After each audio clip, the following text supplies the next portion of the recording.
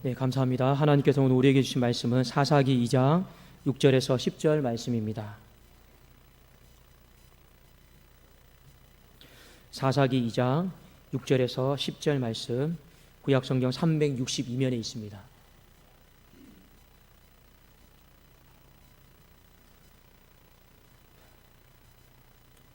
자, 우리 한 절씩 교독하고 마지막 10절은 같이 읽도록 하겠습니다. 전에 여호수아가 백성을 보내매 이스라엘 자손이 각기 그들의 기업으로 가서 땅을 차지하였고,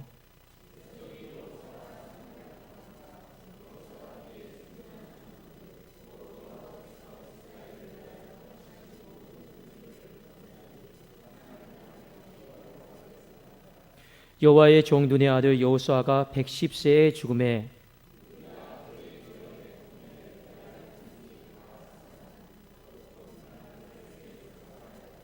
10절 같이 읽겠습니다.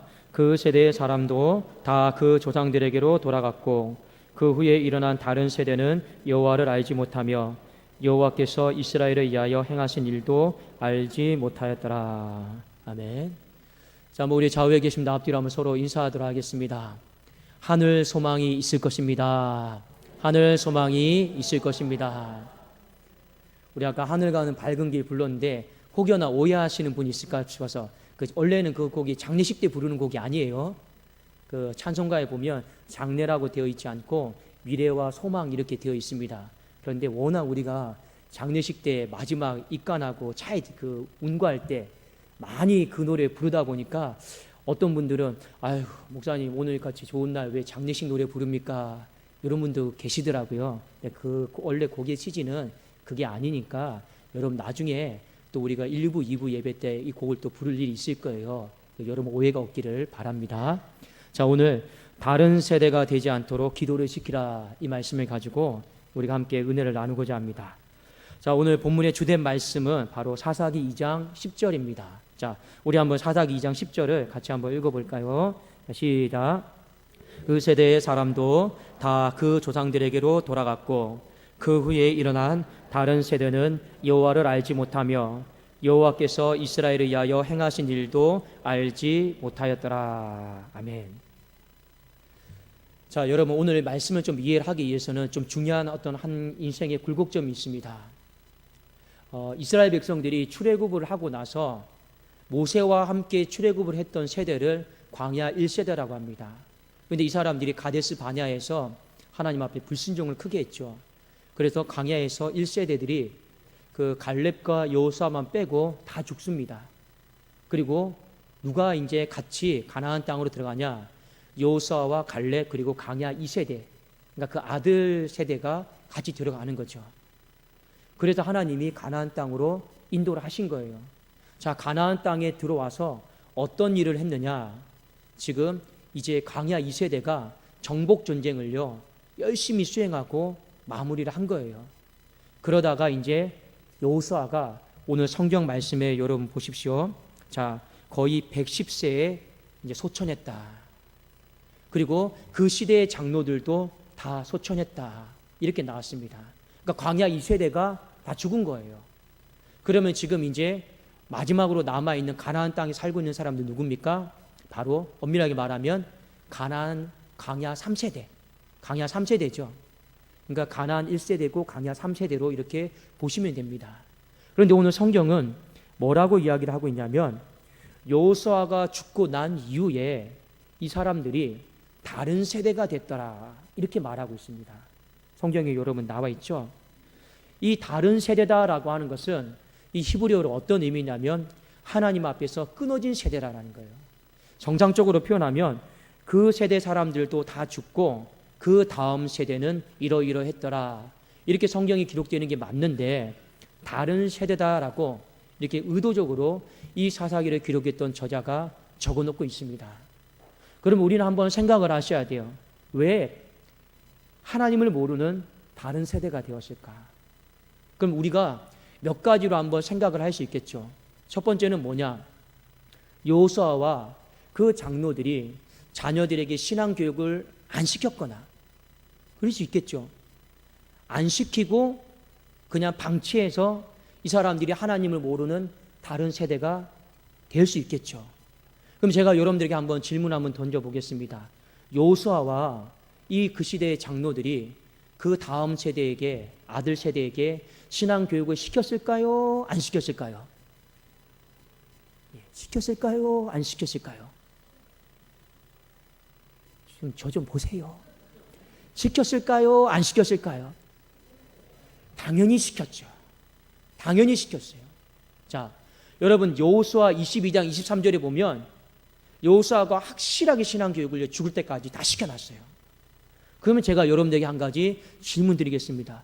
교육을 똑바로 시켰는데 왜 하나님을 떠나고 변질되고 끊어진 세대가 되었을까요?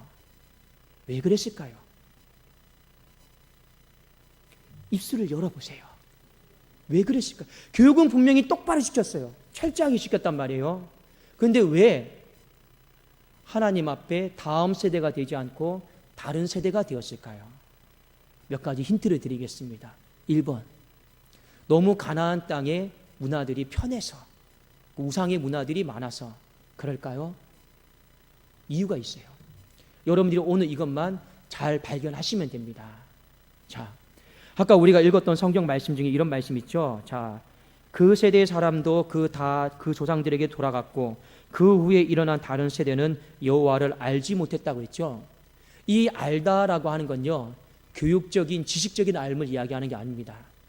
히브리어로 보면 야다라고 하는 건데 인격적인 암, 체험적인 암, 경험적인 알에 대해 이야기하는 겁니다. 그러니까 부모 세대가 자녀에게 교육은 똑바로 다 시켰어요. 교육은 분명히 똑바로 다 시켰는데 왜 자녀들이 엇나가고 하나님 앞에 끊어진 세대가 되었을까? 이거는요, 사사기 전체를 보면 답이 나와요. 여러분, 문제가 뭘까요? 부모가 자녀에게 한 가지 안 가르친 게 있어요. 말씀은 가르쳤는데 뭘 안 가르쳤을까요? 기도를 안 가르쳤어요. 기도를. 자, 뭘 보면 여러분 알 수 있느냐?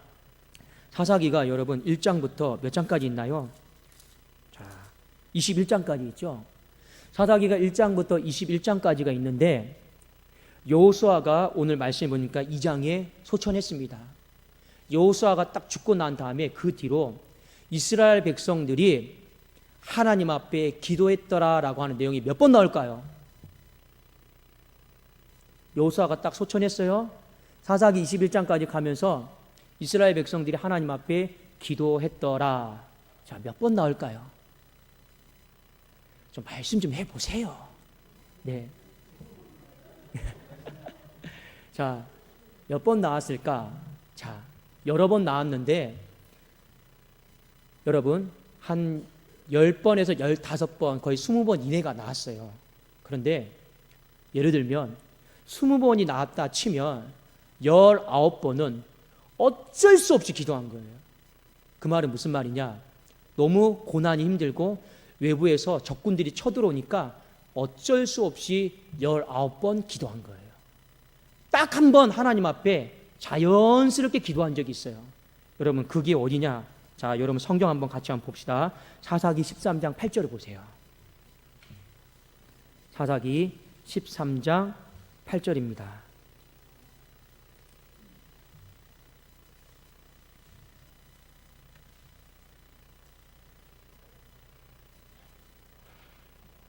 자, 13장 8절 보셨습니까? 자, 우리 삼손의 아버지 이름이 마노아예요. 마노아. 자, 한번 읽어보겠습니다. 시작.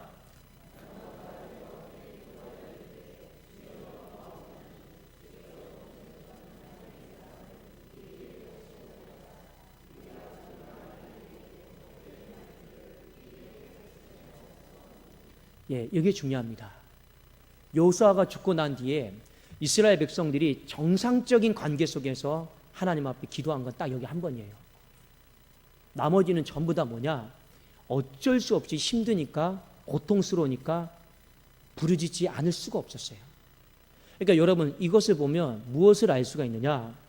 사사시대는 기도가 다 죽어버렸어요. 기도가 다 죽어버렸어요. 그러면 왜 여러분 기도가 죽었을까요? 이유가 있죠. 부모가 왜 기도를 안 가르쳤을까요?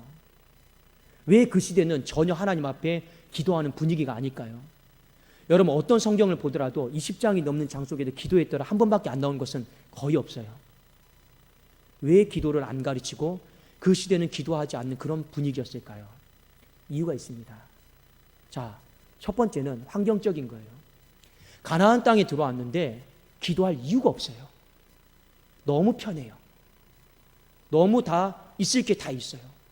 더 이상 광야처럼 텐트 생활 안 해도 되죠. 뭔가 하나님 앞에 일용할 양식 안 구해도 되죠. 도처에 널리고 널린 게 양식이고, 여러분 그건 집 안에 편안히 들어가 신앙생활하면 되죠. 부족한 게 없어요. 그러니까 뭐냐, 이 가나안 땅에 들어왔을 때는 굳이 어려움이 없는 거라요. 기도할 이유가 없어요. 그러면서 기도가 죽기 시작했습니다.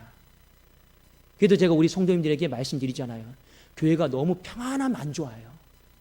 교회가 조금은 어려워야 돼요.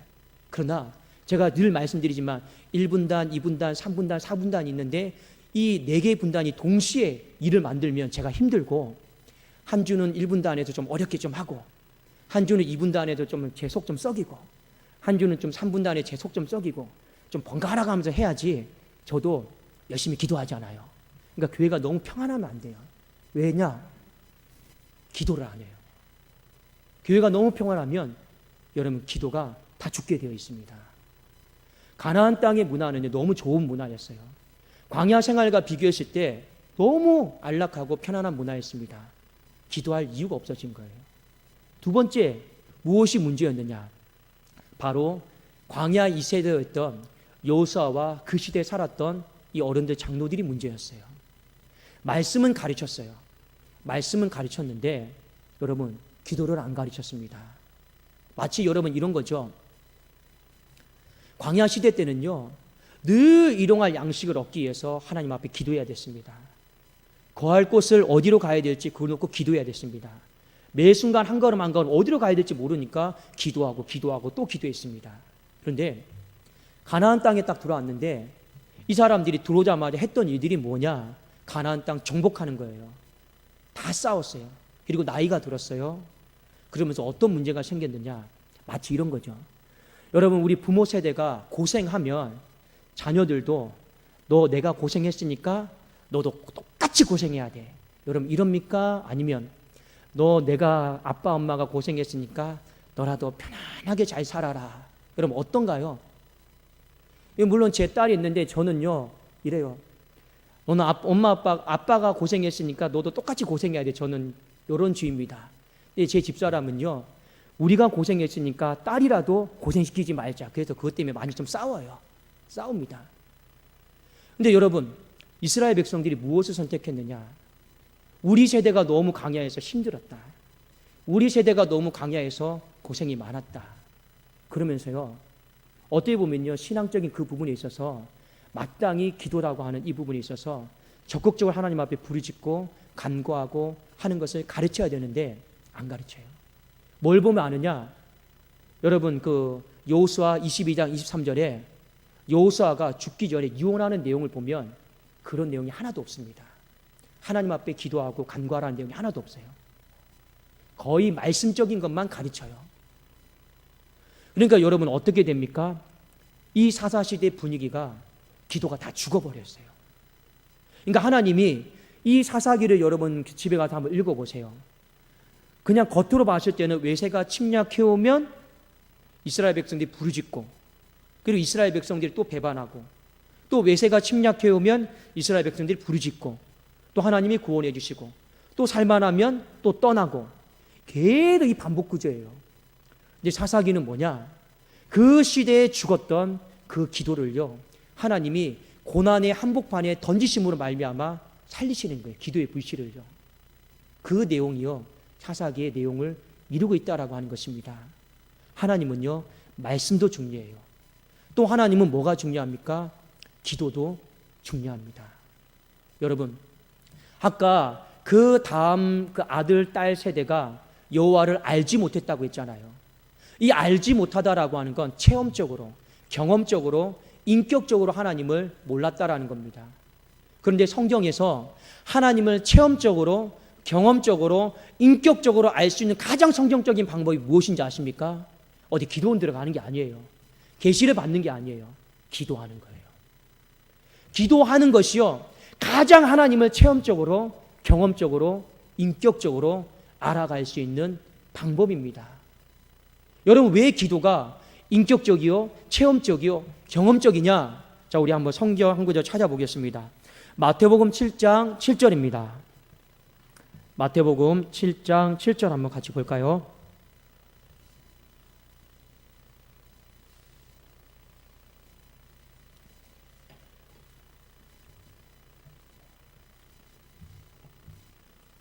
예수님이 기도에 대해서 이렇게 가르쳤습니다.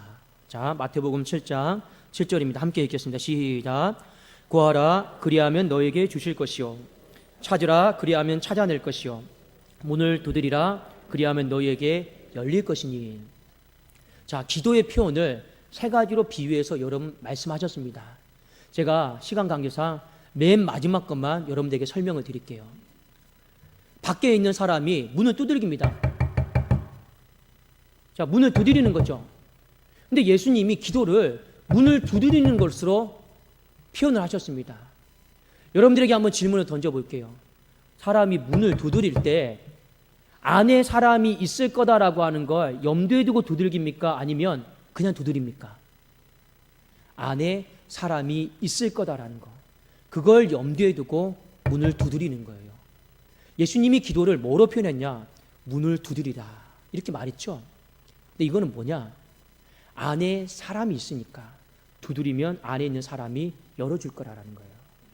그러니까 기도는요, 사람과 사람과의 만남이에요. 기도는 하나님과의 만남이에요. 기도는요, 인격적인 만남이고 체험할 수 있는 거고 그 누군가를 경험할 수 있는 거라는 겁니다. 그래도 예수님이 기도를요 표현하신 거예요.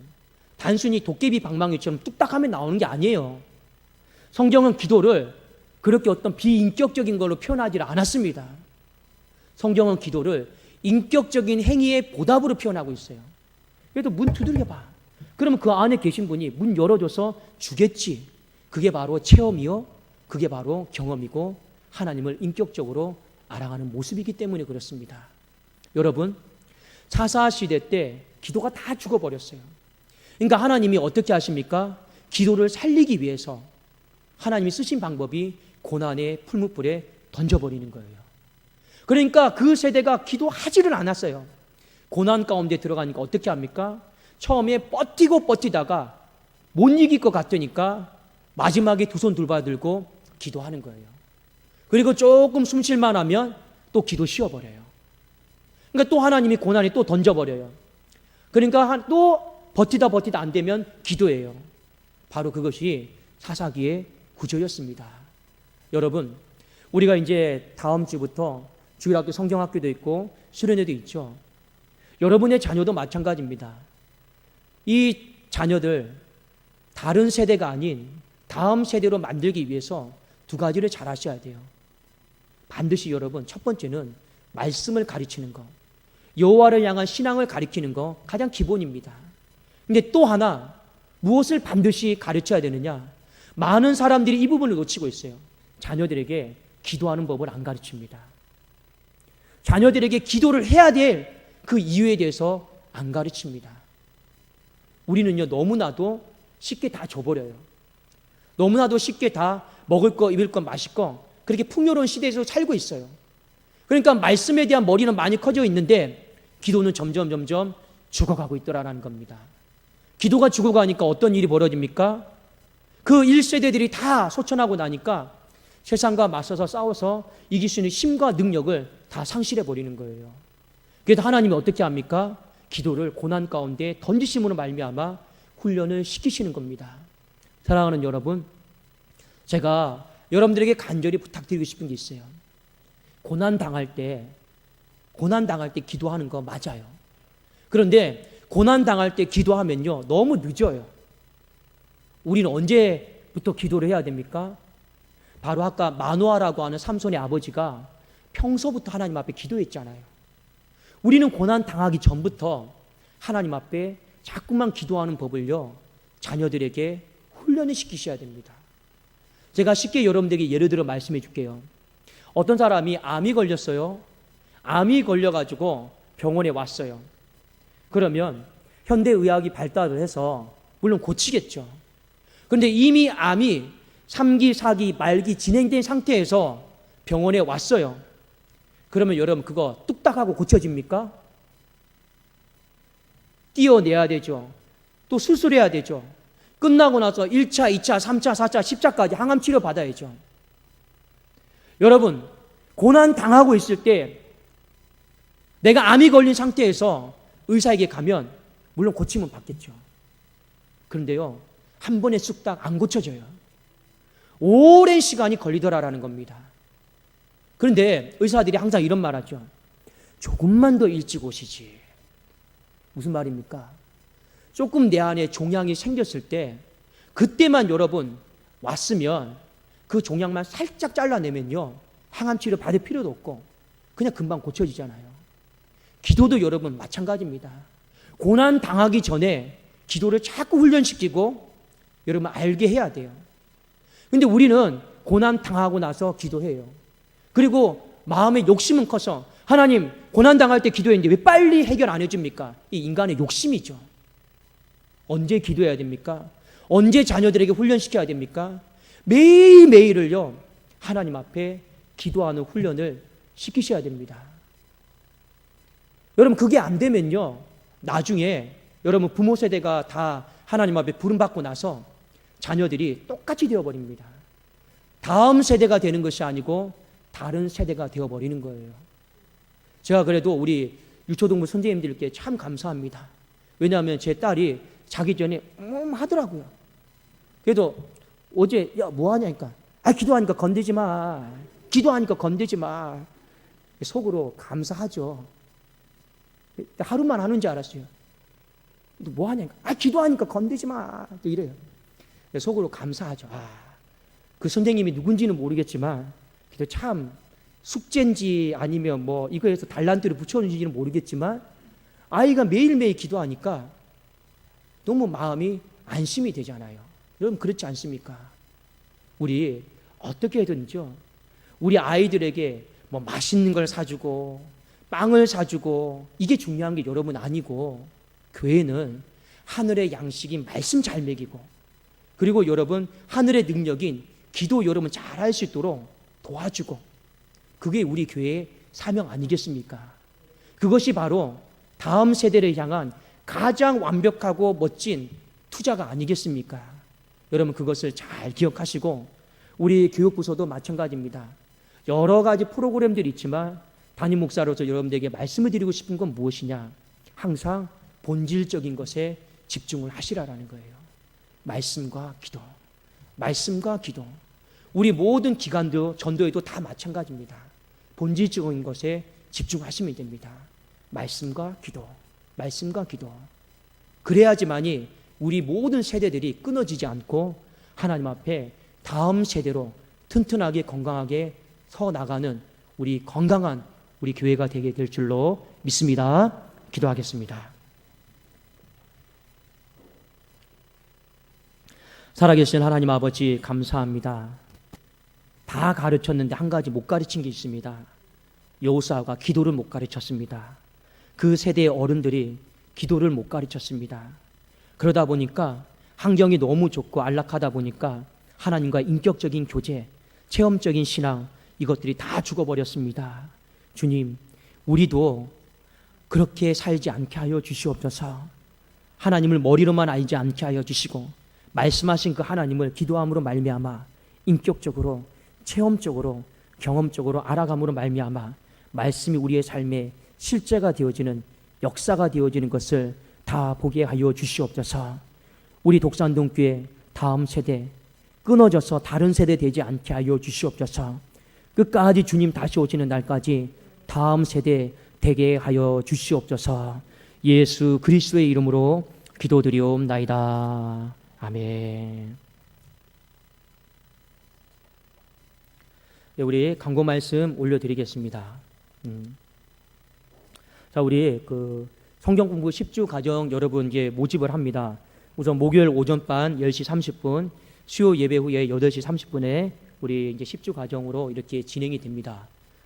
여러분들 굉장히 교재가 좋고 쉽고 재밌습니다. 혹여나 이런 분들이 있어요. 목사님, 이거 혹시 성경 공부하다가 목사님 질문하면 내가 갖고 있는 성경 지식이 다 들통나는 거 아닙니까? 여러분 걱정 안 하셔도 돼요. 저는 여러분 수준을 다 알고 있어요. 그러니까 걱정 안 하셔도 돼요. 그러니까 뭐라고 하는 게 아니고 제가 정죄하고 판단하고 그럴 마음이 없어요. 그러라고 여러분들 같이 우리 성경 공부하는 거 아니겠습니까? 그래서 같은 마음으로 잘 참석해 주셔서 여러분들 이때 또 하지 또 언제 우리가 또 하겠습니까? 그래도 담임 목사와 하는 거 여러분 행복인 줄 아십시오. 나중에 우리 교회가 부흥하면요, 제가 안 들어가요. 다 부교육자 시키지. 그러니까 우리 서로 할 수 있을 때 오손도손 행복한 마음으로 우리 같이 성경 공부할 수 있기를 주의 이름으로 축원합니다. 하고 또 하나 여러분들 그 예배가 마친 후에 다음 주 우리 또 구역장 헌신 예배가 있기 때문에 잠깐 또 서로 순서도 좀 정하고 그 다음에 우리 또 애로사항도 듣고 좀 하도록 하겠습니다. 아울러서 여러분 우리 다음 주 오후 찬양 예배 때 전교인 척사 대회가 있어요. 근데 여러분들에게 제가 잠깐 말씀을 드릴게요. 자, 어떤 말이냐? 원래 이것이 우리 교회 연간 행사에 잡힌 게 아니에요. 그렇죠? 전도회별로 잡힌 행사입니다. 그런데 여러분 담임 목사의 마음을 좀 이해해 주셨으면 좋겠다라는 마음이 있어요. 그건 어떤 마음이냐? 한 전도회에서 그 안에서 척사대회도 할 수 있지만 그래도 거룩한 마음을 가지고 그래도 조금만 더 우리 성도들이 새가족들도 많이 왔는데 참여해서 같이 서로 좀 어울려 줬으면 좋겠다. 이 거룩한 마음을 목사가 들었어요.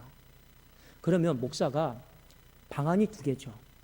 기간은 갑작스럽게 준비가 됐어요. 짧아요. 짧죠. 근데 목사는 어떤 사람이냐? 거기다 찬물을 부을 수가 없잖아요. 기간이 짧지만 그거 감수하고 여러분 일을 되게끔 만들어야 됩니다. 그게 여러분 목사의 사명이 아니겠습니까? 물론 기간이 짧지만 불협화음도 많이 있을 거예요. 모든 일정이 이것을 통해서 또 흐트러지는 것도 많이 있을 거예요. 그런데 목사가 이것을 또 우리 당회를 통해 같이 허락을 한 것은 뭐냐? 그래도 그 거룩한 마음, 그것을 하나님 보시기에 기쁘겠다 생각을 해서 일을 이제 안 되는 일을 좀 되게끔 만드는 겁니다. 더 여러분들 한번 또 이번 기회를 또 통해서 올해는요 어떻게든지 우리 날마다 말씀 듣고 기도하면 저도 좋지만 여러분들 또 가끔씩 한 번은 또 우리 서로 또 교제도 하고 또 부흥 강사도 한번 초청하고 또 이렇게 교회를 또 생동감 있게 역동감 있게 만들어가면 우리가 또 좋지 않겠습니까? 그런 마음으로 여러분도 하는 것이고 여러분들 많이 참석을 해주시면 이렇게 감사를 드립니다. 그래도 여러분 담임 목사도요 청년들한테 양해를 구했어요. 저 청년들 눈치 보고 삽니다. 양해를 구했어요. 왜냐하면 예배를 드리고 있는데 그 예배를 여러분 오후 찬양 예배로 대체하는 게 제가 물론 들어가서 담임 목사지만 쉬운 일은 아니에요. 이러이러해서 이렇게 하자. 같이 좀 협력해 주면 좋겠다. 양해를 구하는 거예요. 그러니까 어쨌든 간에 제가 앞에서 이렇게 만들어가기 원하는 그런 부분들이 있으면 같이 이렇게 협력해 주시고 또 다른 부서도 목사님 저희가 원래 우리만 이렇게 하려고 했는데 저 한번 교인들 다 같이 한번 으쌰으쌰 했으면 좋겠습니다 하면 또 좋으면 같이 하고 우리 그렇게 한번 교회를 아름답게 만들어 갈 수 있기를 주님 이름으로 축원합니다. 네. 자, 우리 기아